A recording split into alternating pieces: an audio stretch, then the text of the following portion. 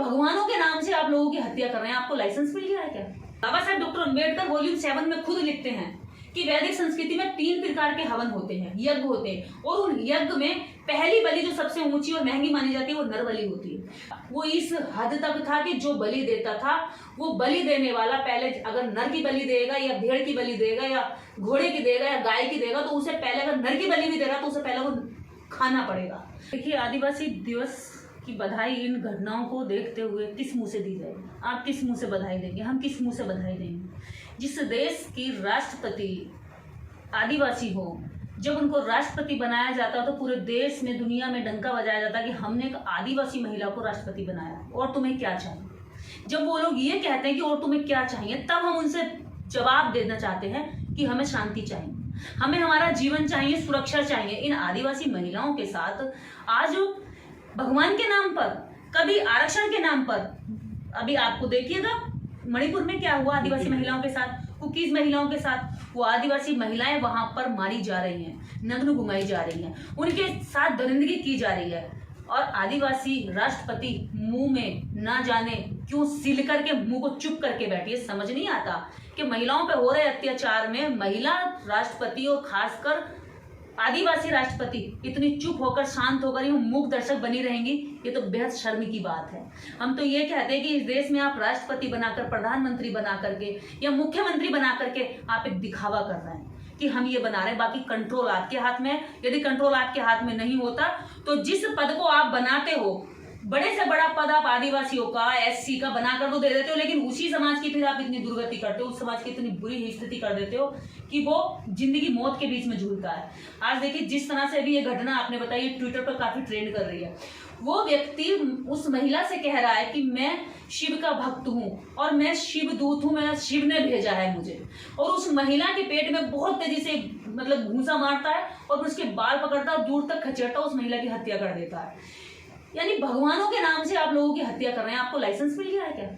भगवान ने आपको लाइसेंस दिया है? ये भगवान के नाम पर आप पूरे लोगों में वैमनस्यता फैलाएंगे, हिंसा फैलाएंगे, लोगों की जानें लेंगे। ये कितना क्रूर है, और भगवान भी देखकर चुप है। कहाँ है वो भगवान जिसके नाम पर ये हत्याएं की जा रही है? भगवान आकर क्यों नहीं कहता मेरे नाम पे ये सब मत करो भाई, मैं ये सब बर्दाश्त नहीं कर सकता, मेरा नाम कलंकित मत करो, मेरे नाम को इतना बदनाम मत करो कि मेरे नाम को लोग लेते हो कल को डरे। उस भगवान को जो दुनिया पूज रही है, उस भगवान के नाम पर तुम हत्याएं कर रहे हो।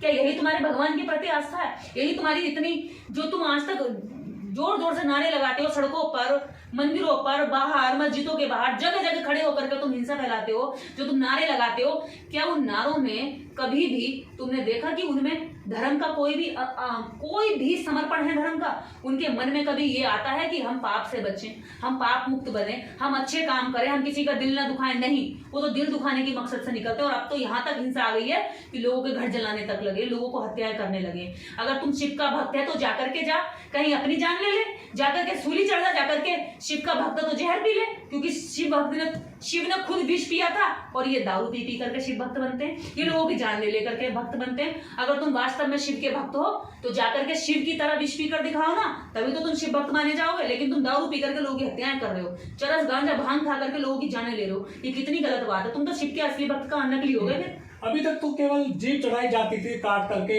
बलि के तौर पर, बकरे चढ़ाए जाते हैं, पशु चढ़ाए जाते हैं भगवान को खुश करने के लिए। राजस्थान में जो इस आदिवासी महिला की बलि ले ली है एक शिव भक्त ने, ये कैसा अमृतकाल है हमारे देश में?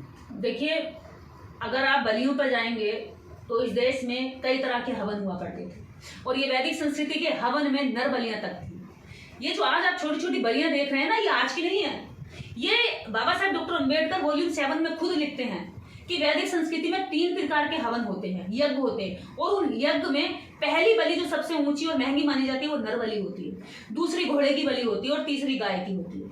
जब ये सारी बलियां वैदिक संस्कृति में ब्राह्मण दिलवाते थे लोगों से, और उसमें दान दक्षिणा लेते थे, लोगों को लगा कि भाई ये हत्याएं करना पाप है। बहुत सारे लोगों के मन में मानवता जागी, और ये खर्चीले ज्यादा होते थे, तो खर्चे की वजह से यज्ञ हवन बंद होने लगे। आज ही मैं ये लाइन पढ़ रही थी, और जब ये हवन यज्ञ बंद होने लगे तो पुजारियों को लगा कि यार ये तो हमारा धंधा ही बंद हो जाएगा, हमें दान दक्षिणा मिलनी बंद हो जाएगी। तो उन्होंने क्या किया, इन हवनों में नर बलि की जगह फिर बकरा बलि शुरू कर दी, छोटे छोटे पशु छोटे छोटे जानवरों को देना शुरू कर दिया।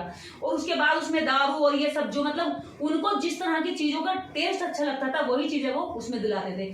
आपको मैं आप शायद यहाँ लोगों की भावनाएं फिर से बिल मिलाकर जमीन पर गिर पड़ेंगे अगर सच बोल दिया जाए तो, लोग फिर नाराज हो जाएंगे। लेकिन कड़वी सच्चाई यही है कि आपकी जो भावनाएं ना वो आहत हो जाएंगी सच सुनकर के। बाबा साहब कहते हैं कि इस देश के अंदर बलियों का जो चलन था वो इस हद तक था कि जो बलि देता था वो बलि देने वाला पहले अगर नर की बलि देगा या भेड़ की बलि देगा या घोड़े की देगा या गाय की देगा तो उसे पहले, अगर नर की बलि भी देगा तो उसे पहले वो खाना पड़ेगा। आप सोचिए कि भारत में वैदिक संस्कृति की जो जड़ों में रहा है, कितनी जो व्यक्ति नरभक्षी बन गया, जो नर का मांस खा रहा है, इससे ज्यादा क्या होगा, वो नर की हत्या करना भी आसान समझेगा। इस देश में इन लोगों ने इतना घटिया यज्ञ हवन इसके नाम पर इस देश में लोगों के प्रति लोगों से हत्याएं करवाई हैं, मासूम लोगों की जान लेवाई हैं। मासूम लोगों को मारने चलते हैं क्योंकि वो एक चलते फिरते बम बन जाते हैं, मानव बम। उनके दिमाग में क्या चलता है कि मैं अगर ऐसा करूंगा तो मैं ऊपर स्वर्ग में मिलूंगा जहां कुछ है नहीं, मैं अपने भगवान से मिल जाऊंगा, मैं शिव के दर्शन कर लूंगा या शिव के पास पहुंच जाऊंगा या और जो मेरे देवता को मानता हूं उसके पास पहुंच जाऊंगा। यदि वास्तव में आप देवताओं को मानते हो तो भाई पहले मानवता को मान लो। कोई भी देवी देवता जो तुमसे हिंसा करा रहा तो वो गलत करा रहा, और इसके नाम पे तुम अपनी मर्जी से कर रहे हो तो तुम सबसे बड़ा पाप कर रहे हो, अपने देवता को बदनाम कर रहे हो। पशुओं की बलि दी जाती है सालों से, दशकों से, सदियों से, लेकिन अब तो संविधान लागू है देश में, 21वीं सदी चल रही है, आदिवासी महिला की जो है जान ले ली बलि के तौर पर मार मार के। देखिए पहले नर बलि के लिए लोग खरीदे जाते थे, जैसे बकरे खरीदे गए, घोड़े खरीदे गए, तब खरीदे जाते थे। आज खरीद नहीं सकते क्योंकि संविधान इसकी इजाजत नहीं देता। तो आज क्या होगा कि सामने वाला पक्ष भी पूरा अंधविश्वासी हो और करने वाला भी पूरा अंधविश्वासी हो। तो अब क्या है, अंधविश्वास इतने चरम पर फैला दिया गया है, लोगों के दिमाग पर नशे की तरह चढ़ा दिया है। उस अंधविश्वास में वो जान भी ले लेगा, उसे ये भी समझ में आ रहा है कि मुझे कानून की जब कार्रवाई होगी तो जेल होगी, मुझे फांसी भी हो सकती है, मुझ पर लाठी भी पड़ सकती है और मैं अदालत कोर्ट में घसीटा जाऊंगा। उसके बावजूद भी कर रहा है और सामने वाला पक्ष भी शांति से बैठा, वो अपनी जान को बचाने की कोशिश नहीं कर रहा क्योंकि उसे लग रहा है क्योंकि ये धर्म का काम चल रहा है, ये भगवान से मिलने का काम चल रहा है, ये पाप का नहीं पुण्य का काम चल रहा है। तो अभी तो लोगों को पाप और पुण्य का मतलब नहीं पता है क्योंकि पाखंड और अंधविश्वास व्यक्ति की बुद्धि का हरण कर लेता है और इसलिए वो पाप को पुण्य समझ करके लगातार करता जाता है और इतना पाप का भोगी बन जाता है कि उसे लास्ट में ये लगता है कि अब मैं पुण्य के रास्ते पर चल भी नहीं सकता। जैसे बुद्ध ने कहा है कि उंगली मार उस रास्ते पे, जब लोगों को मारता काटता था, वापस आने के लिए वो रो रहा था कि मैं इस रास्ते पे कैसे चलूंगा, मुझे डर लग रहा है।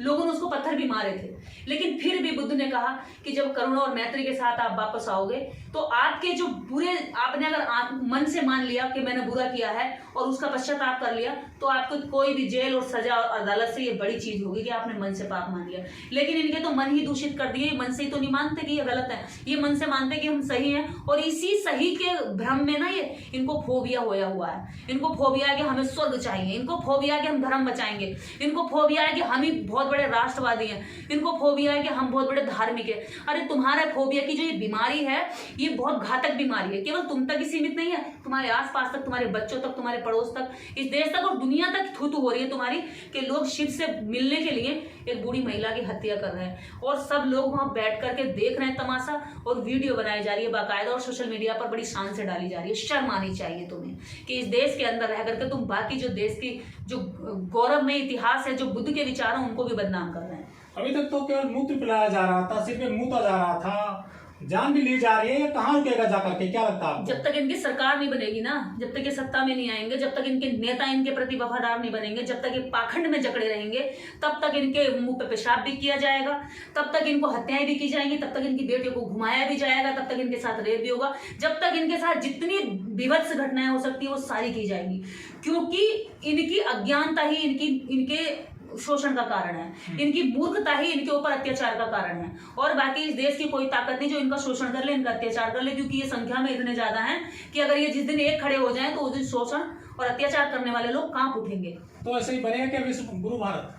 विश्व गुरु तो देखिए मोदी जी बाहर जाकर के तो कहते हैं बुद्धि की धरती से आए हो, लेकिन हाँ ये तो मूत की धरती हो जा रही है। लोग मूत रहे हैं और मूतने वाले का लोग समर्थन कर रहे हैं, कह रहे हैं मूतना अपराध नहीं है। अभी इसके भी शिव भक्त जो होंगे सारे इसके पक्ष में खड़े हो रहे हैं पागल आदमी है कि ये तो जितने भी है तो फिर ऐसे धार्मिक कितने पागल बनाओगे तुम। वो भी पागल था जीआरपी का जवान जिसने जो है 4 लोगों की हत्या कर दी और सरकारी गोली चला दी उन पर, सरकारी बंदूक से 12 राउंड फायरिंग कर दी, वो भी तुमने पागल बना दिया। अब इसने एक महिला को मारा, ये भी पागल हो गया। तो ये प्रशासन ने जो 200-250 जो झुग्गियां झोपड़ी जलाई, ये भी फिर पागल थे क्या? जो बेगुनाह बेकसूर लोगों को बिल्कुल सड़कों पे ला दिया, उनके बच्चे उनके बीवियों को, निर्दोष लोग जाकर, तुम लोग जाकर के यहाँ से वहां वीडियो आ रही है अभी, अब निकल कर आ रही है चीजें कि ट्रक भर भर के हथियारों के साथ लोग जाते थे जो नूह के थे ही नहीं, ना हिंदू थे ना मुसलमान थे। बाहर के लोगों ने जाके दंगा फैलाया और तुमने उन दंगा फैलवा के वहां के स्थानीय लोगों के घर तोड़ दिए। तो ये सरकारी हिंसा से बड़ी कोई हिंसा नहीं है। और सरकार जब हिंसा पे उतरती है तो आम जनता की हिम्मत बढ़ती है। और यही पाखंडी ढोंगी जितने बाबा देश में घूम रहे हैं वो इसी चीज की तो दुकान चला रहे हैं भैया। उनकी दुकानें चल रही है, उनके जो है उनके कस्टमर घूमते फिर रहे हैं, उनका प्रोडक्ट चल रहा है और समाज में चल पड़ा। और यही पाखंड और अंधविश्वास जो संविधान के तहत खत्म करने की बात कही गई थी, आज सरकार उसको बढ़ावा देकर पाखंडियों के जरिए समाज में पहुंचा रही है।